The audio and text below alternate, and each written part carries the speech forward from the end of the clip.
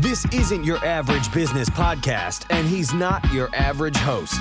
This is the James Altucher Show.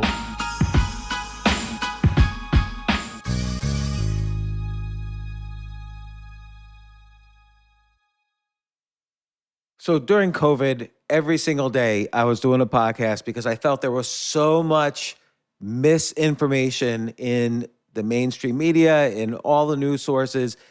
Everybody was saying conspiracy theories. Nobody was getting the math right on how infections like COVID spread.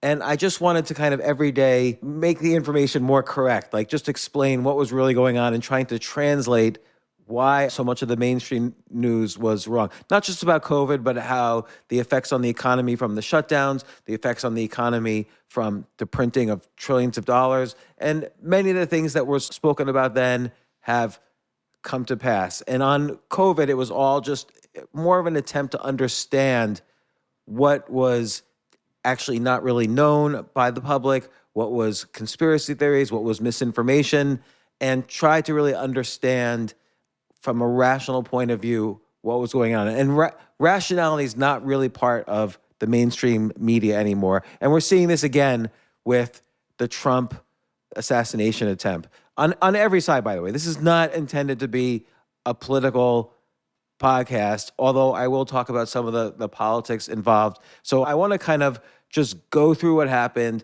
go through some of the conspiracy theories and conspiracy theories about this kind of stuff in general, some of the history behind this, and, you know, perhaps we'll get into some of the more recent. I mean, this is a news-filled week. We have just a 2 or 3 days after the assassination attempt is the nomination of J.D. Vance to be the vice presidential candidate for the Republican Party. It's a very historic event, and I will comment on that as well. But let's start with this assassination attempt. First off, there's not a lot of precedent of an assassination attempt of a presidential candidate. Forget about the fact for a second that he's a former president, just a presidential candidate. So the last time there was an assassination attempt on a somewhat major presidential candidate was in 1972, was George Wallace. So George Wallace famously was a third-party candidate in 1960. He basically was a racist governor from Alabama who was representing an extreme part of the Democratic Party that at that time was far right, particularly in terms of like racism and civil rights. It was a shame that part of the Democratic Party even existed, but that was the kind of the Southern Democrats. There was Strom Thurmond, George Wallace, other people. But so in May of 1972, as he was running for the Democratic nomination for president, George Wallace was shot by a guy named Arthur Bremer, and he was left paralyzed from this. And obviously, George Wallace was no longer a candidate after that. By the way, that guy, Arthur Bremer, is now released from prison. He was sentenced to 53 years. He was released after 35 years. I think he's a janitor now. So I don't know if the people he worked with are familiar with his past, but there it is. And then before that, probably the closest analogy to the assassination attempt on Trump would be actually that of Theodore Roosevelt, going all the way 112 years earlier back to 1912. And why is this analogous to the Trump assassination attempt? Is because Theodore Roosevelt was not only a candidate, but like Donald Trump, he was a former president of the United States. He was president of the United States from 1901 to 1909. And what's interesting is, in 1901, he became president not by being elected, but because he was William McKinley's vice president. And William McKinley, shortly after taking office in March of 1901, William McKinley was assassinated. Theodore Roosevelt became president of the United States. He got reelected in 1904, and in 1908, he decided he could have run for president again. At the time, there were no term limits, although that doesn't quite apply to Theodore Roosevelt. And he could have run again in 1908, but he decided not to. And instead, he wanted his buddy William Howard Taft to become president. William Howard Taft did become president. Then Theodore Roosevelt was disappointed that Taft didn't just blindly follow Roosevelt's policies. And so Theodore Roosevelt decided to run for another term in 1912. And again, they didn't put term limits on presidents until after Franklin Roosevelt, Theodore Roosevelt's cousin, because Franklin Roosevelt was elected for 4 terms and then died in office. That's how Harry Truman became president. But after that, the people of the United States decided a constitutional amendment was necessary. No president is allowed to serve more than 2 full terms. So Theodore Roosevelt decided to run again in 1912, but he didn't want to run on the Republican Party, which was William Howard Taft, and that was the party that he was part of. So he ran on something called the Progressive Party, or what he called the Bull Moose Party. And when he was campaigning in October of 1912, right before the election, a man named John Schrank shot him in the chest.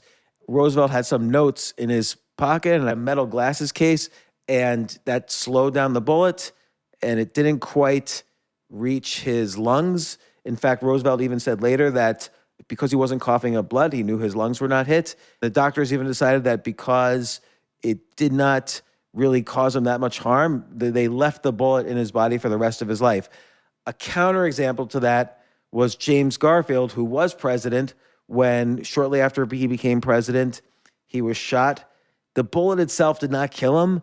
The doctors were so bad as they tried to get the bullet out that he became infected and he was sick for months until finally he died. So James Garfield, there was essentially a case of medical malpractice. In Theodore Roosevelt's case, in 1912, they let the bullet stay there. He was injured. And by the way, he didn't win the election. Woodrow Wilson won the election. So I don't know if it really increased his popularity that much, but he was also a third-party candidate. So he was splitting up the Republican Party. So even if it gave a boost to his campaign, it was a third-party situation where maybe if it was a 2-party situation, he would have won, but the Republican Party was divided by Roosevelt and William Howard Taft, and Woodrow Wilson, the Democrat, won the election. But that's the closest analogy.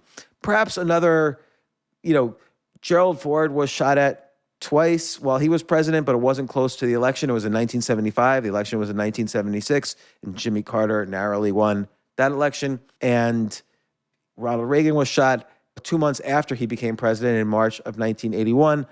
Famously, Ronald Reagan, as he was being wheeled into the hospital for surgery to remove the bullet, Reagan, who was hurt but was conscious, said to the doctor right before they gave him an anesthetic, Reagan said to the doctor, "I hope you're a Republican." And then they operated on him and it was good and he survived. So now Trump did not get that injured. He was lucky though. He was apparently turning his head. And so instead of the bullet hitting him in the head, it kind of hit his ear and there was blood, but he wasn't hurt. He even was seen saying to the Secret Service, "There's blood on my face." Like he wasn't aware that he was even hit. So he is seen, though, putting his hand by his ear. Maybe he felt something on his ear, and the Secret Service pushed him down. And then he's seen saying, wait, because he knew he was okay. And the Secret Service was alerted very quickly that a sniper had killed the assassin. We'll get to that in a second. And Trump said, said the words fight, and held up his hand in a fist pump. We'll get to that issue because there's some narrative around, what he was saying afterwards. But basically, the assassin, this guy named Thomas Matthew Crooks, he's a 20-year-old. He was bullied apparently in high school. Apparently, he got on a fairly close building. I got on the roof. He had a rifle, and people had noticed him. So there's a lot of conspiracy theories going on. One of the conspiracy theories says that the Secret Service ignored this because Democrats or Iran or whoever wanted him dead. Another conspiracy theory says this is like kind of what's called a false flag, where it's planned by Trump because he wanted the sympathy that this would generate. That's another conspiracy theory. And another theory is that the Secret Service was just incompetent. And I'm inclined to believe the third theory. First off, people noticed this guy, Thomas Crooks, as he was on the scene. I don't know why they noticed him, but several Secret Service agents kind of radioed that there was a suspicious-looking guy. They tried to find him later. They couldn't. Some local police saw him on the roof, and the local police were trying to climb to the roof to see what this guy was doing. As soon as the police he had his fingertips on the roof and he was climbing up, the local policeman he saw this guy aiming the gun right at him. And so he dropped 8 feet to the ground. And that's exactly when Thomas Crooks immediately aimed the rifle back to Trump and started firing. So police tried to get on the roof. And the question was, why wasn't this roof covered by the Secret Service? Why wasn't this guy stopped before? How did he get on the roof? Well, first off, let's deal with the most extreme one. There was a tweet by somebody who specifically said he worked for the Secret Service. He saw the guy on the roof. He wanted to take the guy out, and his boss told him no.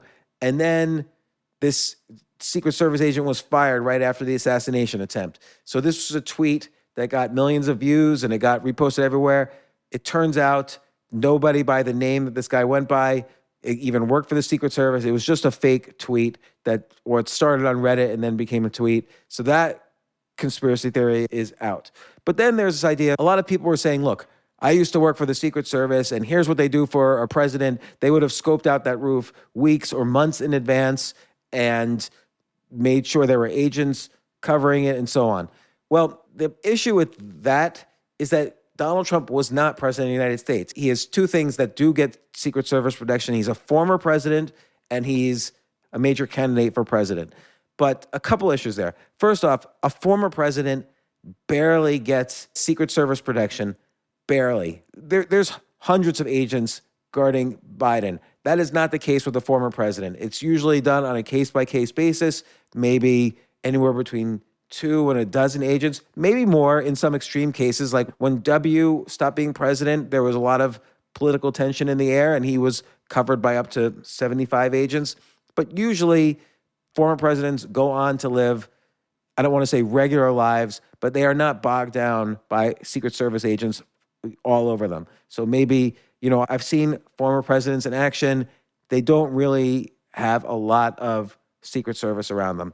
And Donald Trump did not have enough Secret Service to warrant scoping out every location he was going to be in months in advance. That's for a president, not a former president. And for a candidate, it's on a case-by-case basis. I mean, notably, RFK Jr. doesn't even have Secret Service protection right now, despite the fact that his father was assassinated while being a candidate for president, and his uncle was an assassinated president, and RFK Jr. is a major candidate, but yet, Biden has not authorized, at this point, at least, he probably will now, but he has not authorized Secret Service protection for him. Similarly, in the last major cycle, which had a lot of candidates, 2016, Ted Cruz, Marco Rubio, even though they were winning primaries, they did not get any Secret Service protection. And it took a while for Donald Trump to get Secret Service protection. So it's sort of on a case-by-case basis who gets Secret Service protection, and it's not as formal as the Secret Service protection for a president. So that conspiracy theory that the Secret Service somehow kind of deliberately was not being thorough with Trump, that conspiracy theory is out of the way. Take a quick break. If you like this episode, I'd really, really appreciate it. It would mean so much to me. Please share it with your friends and subscribe to the podcast. Email me at altucher@gmail.com and tell me why you subscribed. Thanks.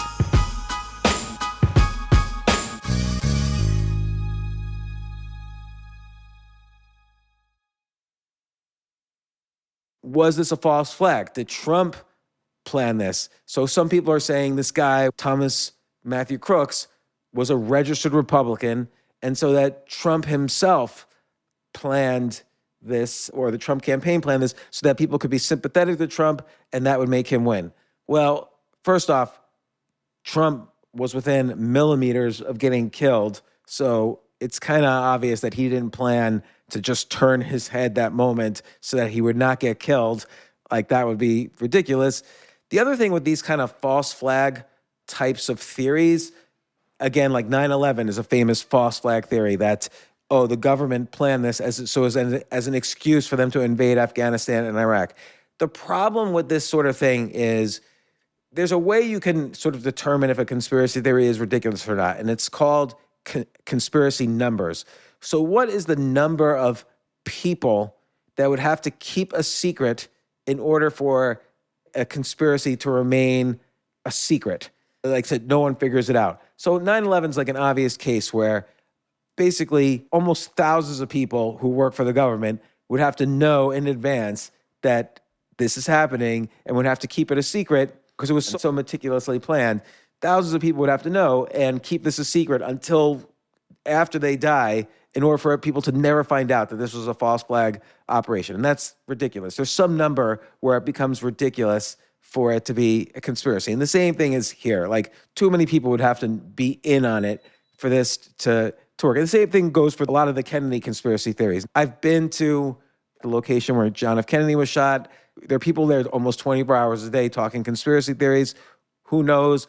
I spoke to Robert F. Kennedy Jr. himself about his theories about his father being shot and his uncle being shot. He is pretty sure it's the CIA and the FBI who killed his father and his uncle. I kind of doubt it, but it's 60 years ago. There's a lot of reasons to be suspicious of what happened. Like, why didn't they investigate Jack Ruby a little bit more when Jack Ruby killed Lee Harvey Oswald?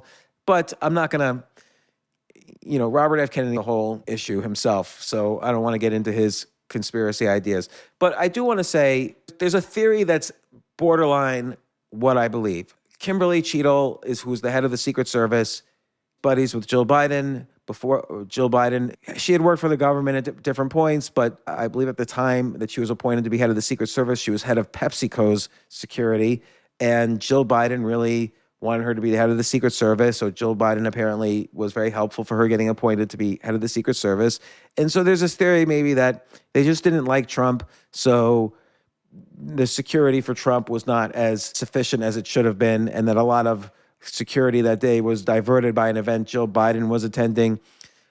It's not that I believe this, again, as a deliberate thing. Like, nobody said, let's not put as much security around Trump because we hope he dies. I don't think that happened, but I do think they didn't really care as much with Trump because of such bias against him. And we see that the bias is occurring. Like, Joe Biden clearly doesn't like RFK Jr. because RFK is going to pull votes from the Democratic Party. And RFK Jr. is definitely a significant candidate, plus had two significant members of his family killed while either president or running for president. So he did deserve Secret Service protection. He has not gotten it. So clearly there is some bias in how Biden, or at least his administration, does these things. I'm not criticizing that. Every single administration that's ever existed has had bias of some sort. That's what they do. So I do think maybe the security probably wasn't sufficient, not deliberately, like not let's hope he gets shot at, but I'll get to that in a second because whatever, but there's a lot of rhetoric about that. But I do think the Secret Service was a little bit lax on how they were protecting things because clearly people saw a suspicious person and we know the Secret Service was alerted and then tried to find this person, but they couldn't find him.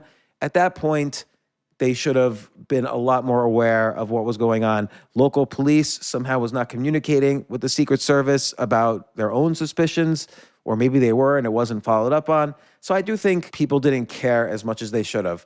And I don't know why. I don't think it was deliberate. I don't think it was like, man, who cares? Like, hopefully this guy dies. I don't think it was that. I just think they just weren't good at their jobs and didn't take this as seriously as they perhaps should have. And now there were consequences. I do assume there's going to be an investigation. The head of the Secret Service, Kimberly Cheadle, says she's not going to resign. I do think she ends up resigning. I do think it's her fault for not assigning more protection in a case where every single day on Twitter, you see people saying, look, on both sides, but you do see Democrats saying, I wish Trump were dead.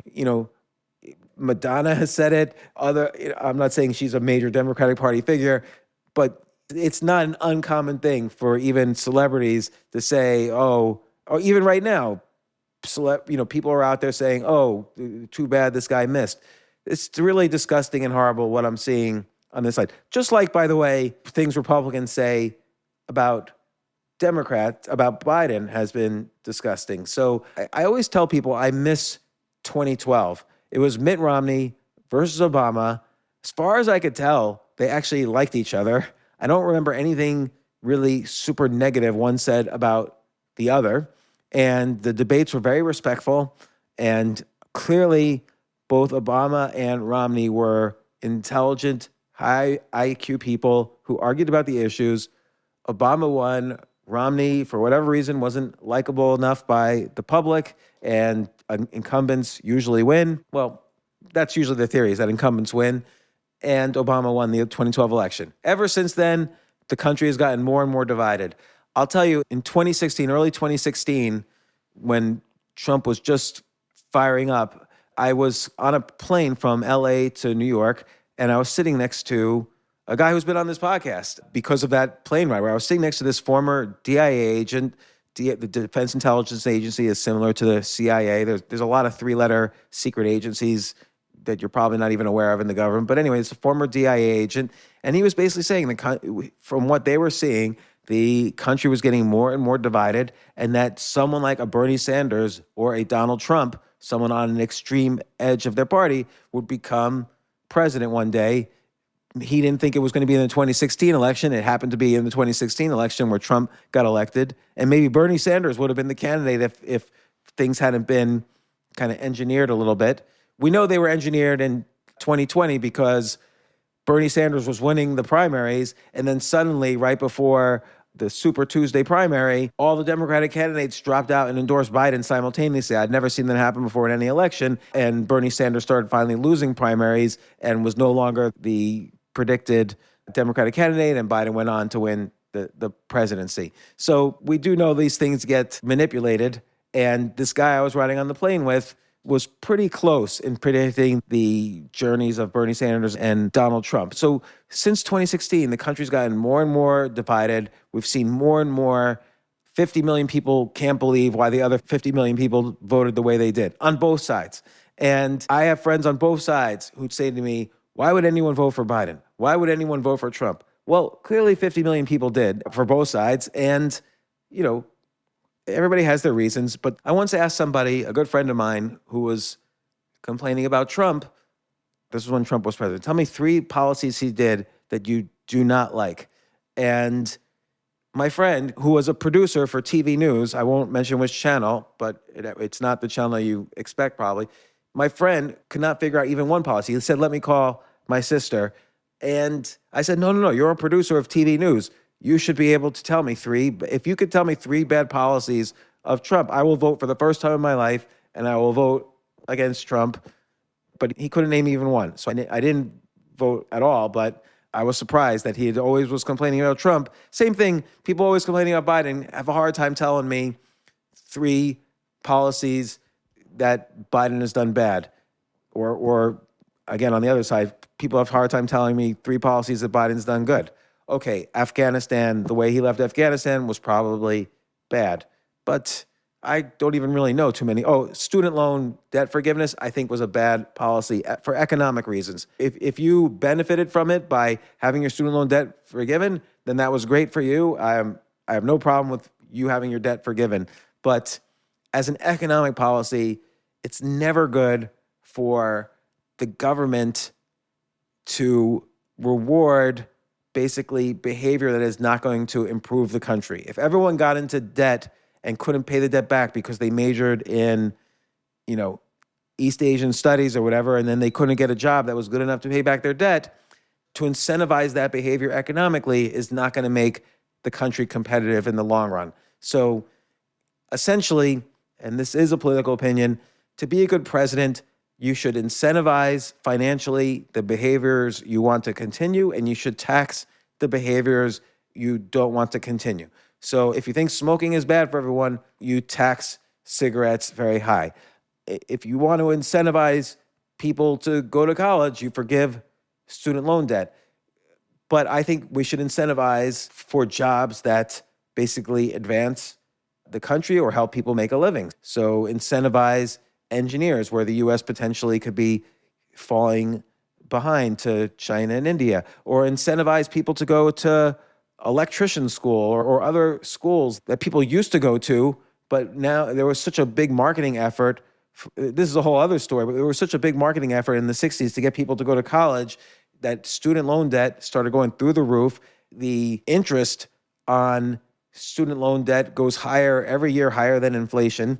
The tuitions go higher every year, higher than inflation because of these government incentives. So because college presidents know they're always going to get paid the tuition by people who get federal student loans, they keep raising the tuitions. So giving these student loans have incentivized college presidents to raise tuition. So now college is unaffordable by the middle class or, frankly, upper class. I mean, you have to be in the top 1/10 of 1% to afford college without some form of financial help. And it's just a ridiculous thing at this point. And you supposedly can't get a job without college. Again, we've had this discussion on the podcast before, but I'm just saying these are policies I think Biden probably didn't do a good job on. There's similar policies by Trump, but this is not intended to be a political podcast, so we'll just leave it at that. But I want to go on to the next topic on the assassination attempt. Trump raising his hand right afterwards and said, wait a second. And he raised his hands and he said, fight, fight, fight.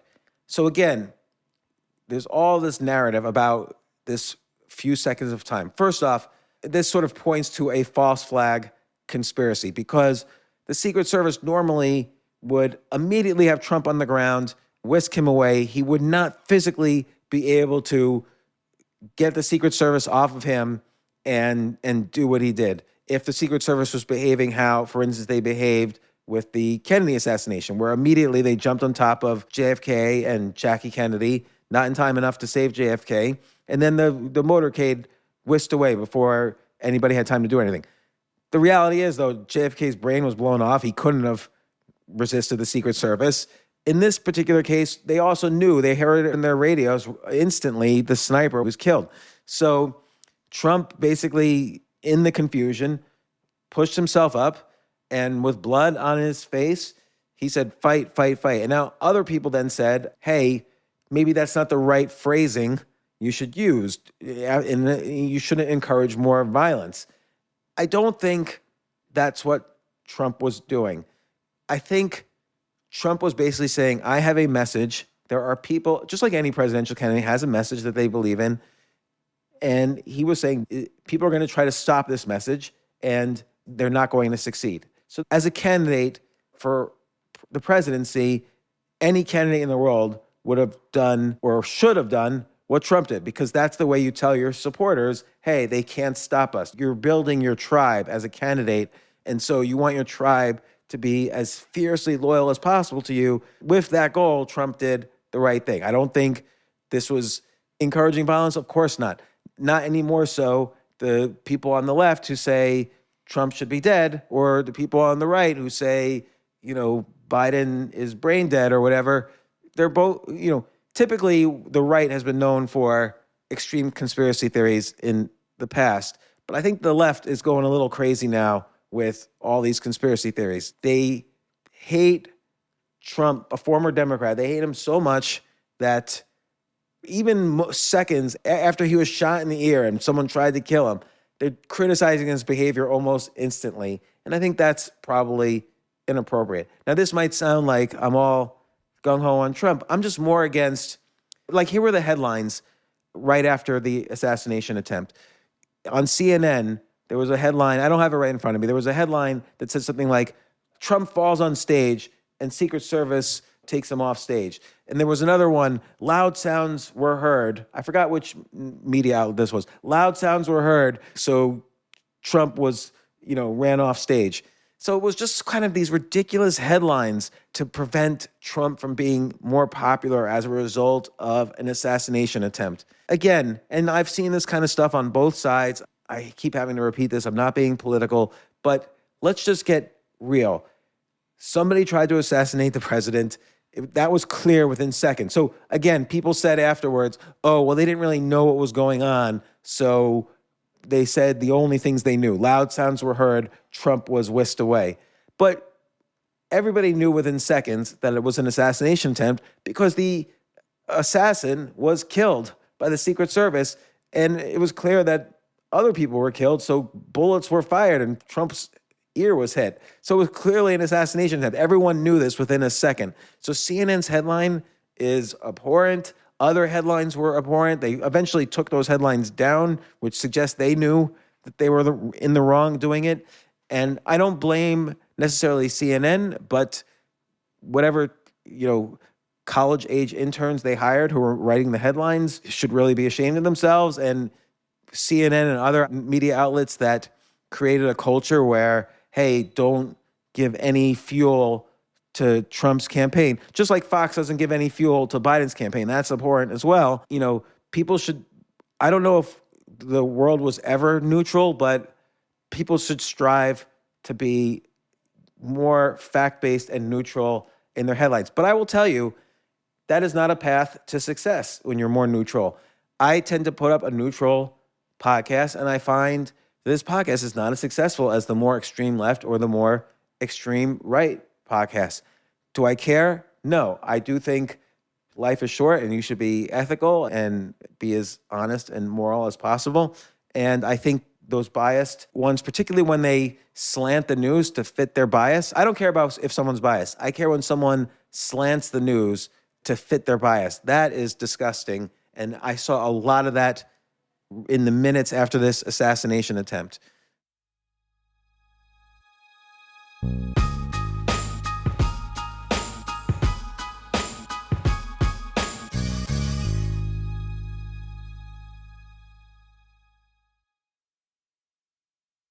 So I hope I cleared up any issues conspiracy theorists or anybody else has had on this assassination. Oh, one more thing. With the assassin, Thomas Matthew Crooks, people are saying he's a registered Republican. That's true.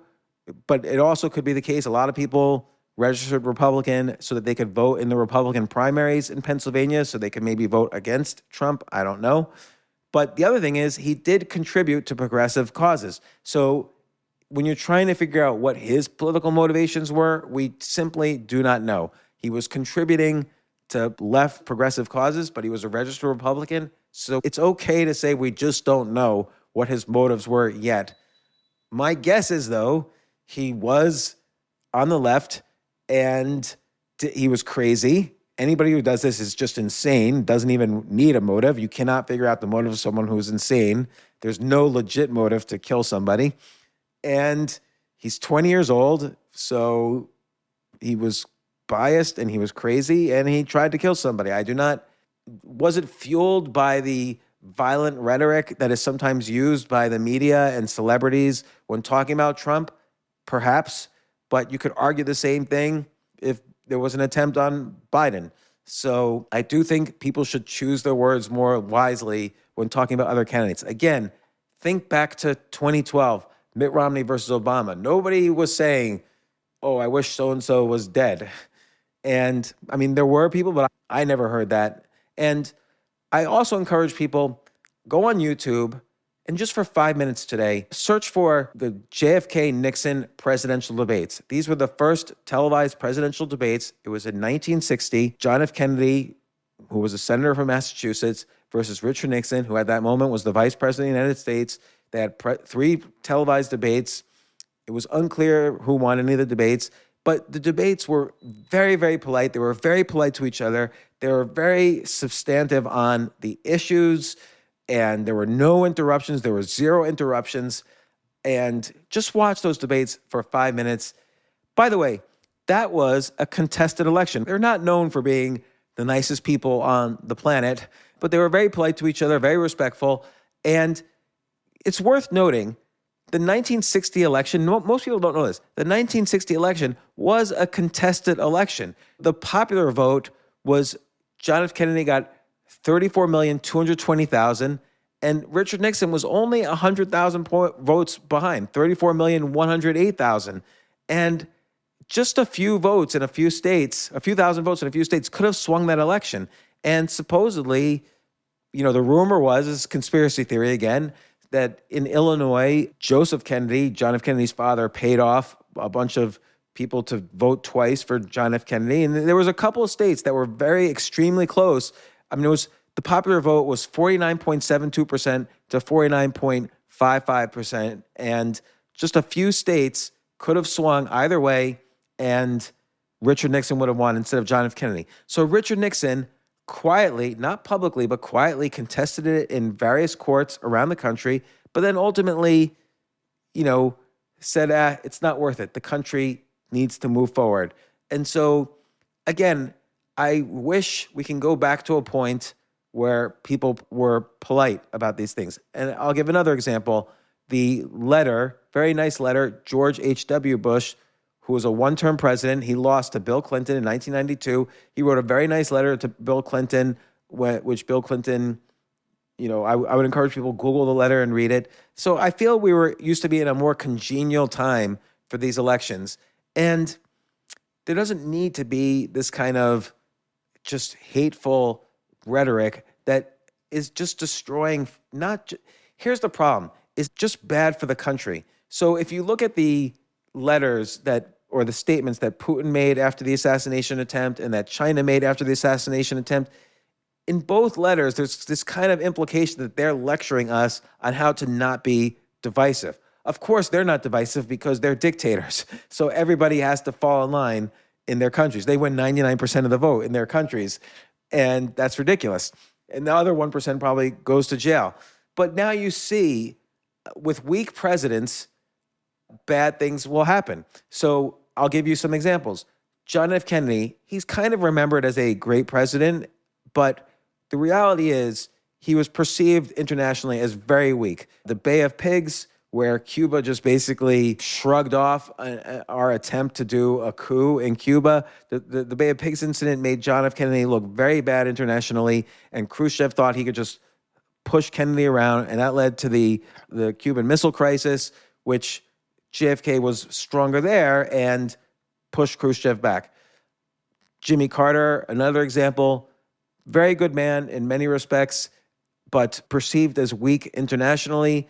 And of course, the Iranian hostage crisis happened, and it's not a coincidence that the hostages were released the day Reagan was inaugurated as president, because Reagan was not perceived as weak, and he was perceived as a little crazy and could potentially nuke Iran, so Iran released the hostages.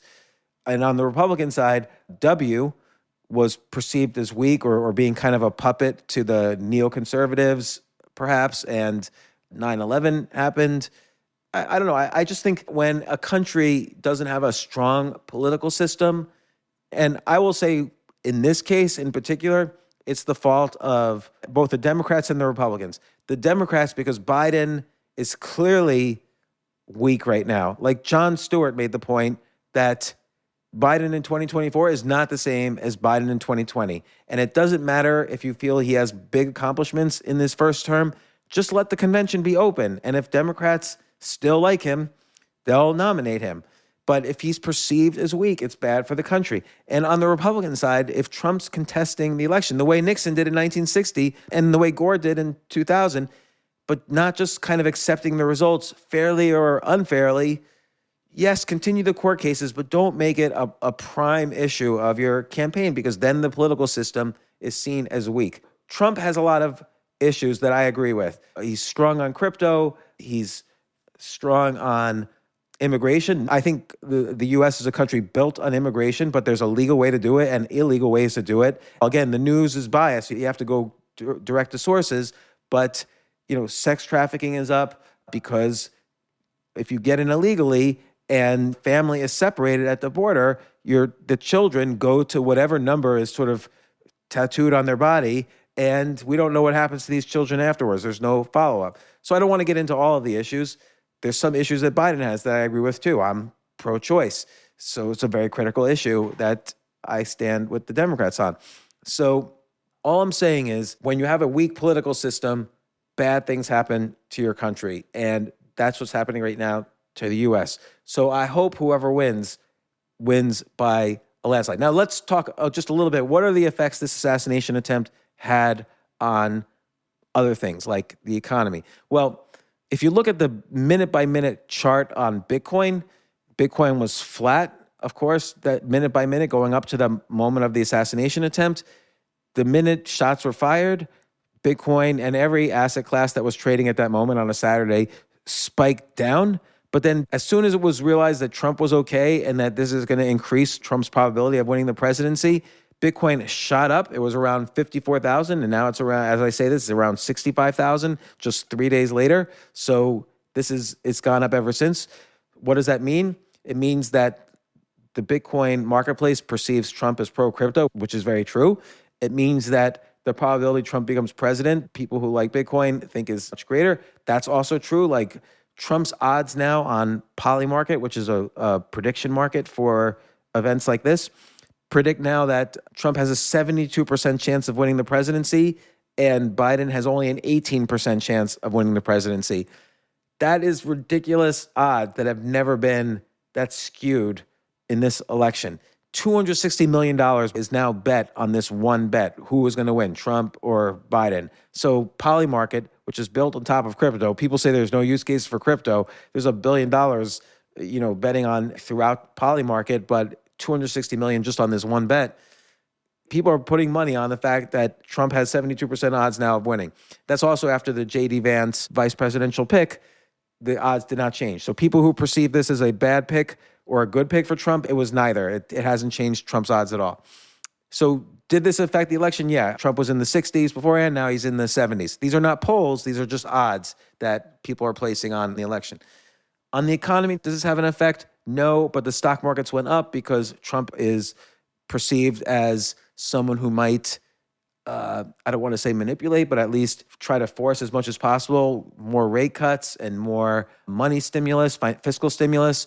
By the way, stocks do well in inflationary environments in general before the world perceives it as inflation. So Trump is perceived as more inflationary, and so stock markets are doing well right now. They hit all-time highs.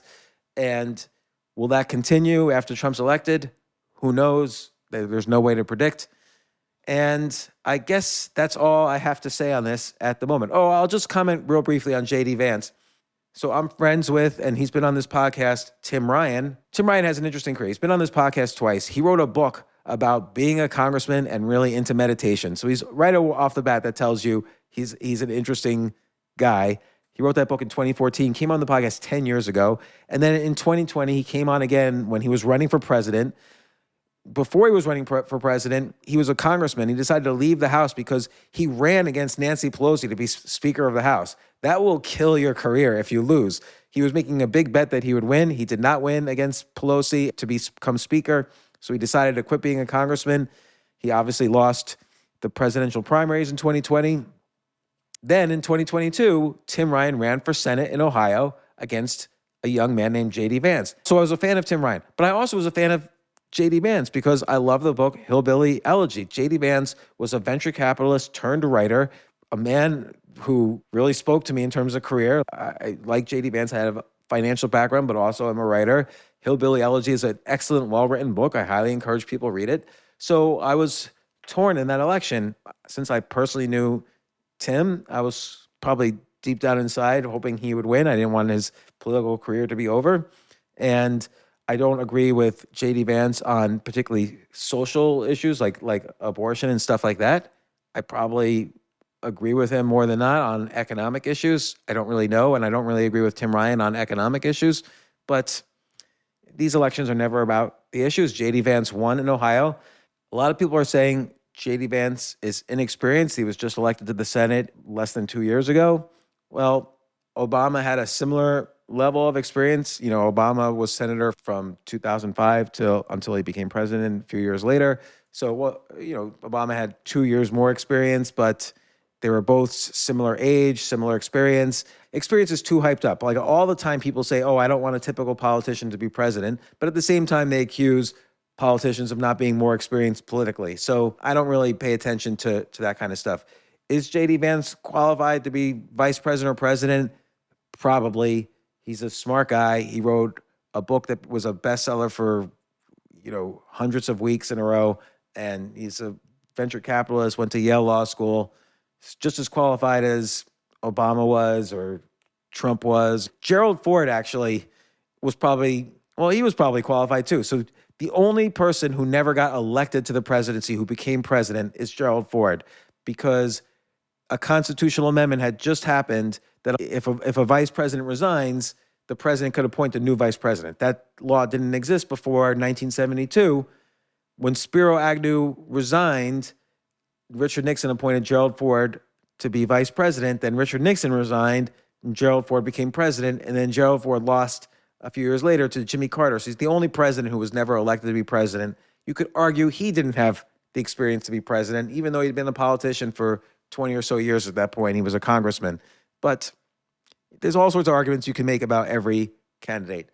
So will J.D. Vance help the ticket? No. I already mentioned he did not increase the odds for Trump at all, but he didn't lower them either. I think Trump felt he made a mistake with Mike Pence. He wanted to balance the ticket then. He decided this time he'd rather just have someone who he likes, who's on his side.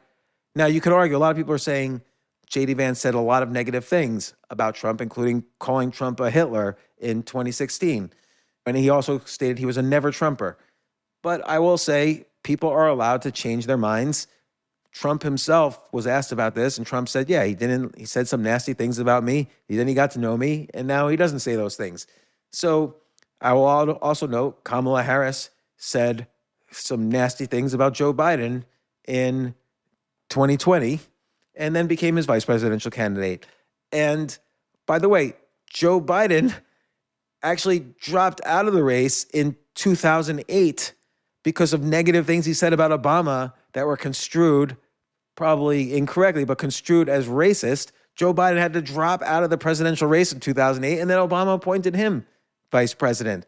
And in 1980, George H.W. Bush said some negative things about Reagan, including calling his policies voodoo economics. And guess what? Ronald Reagan picked him to be his vice president. 1960, John F. Kennedy and Lyndon B. Johnson hated each other.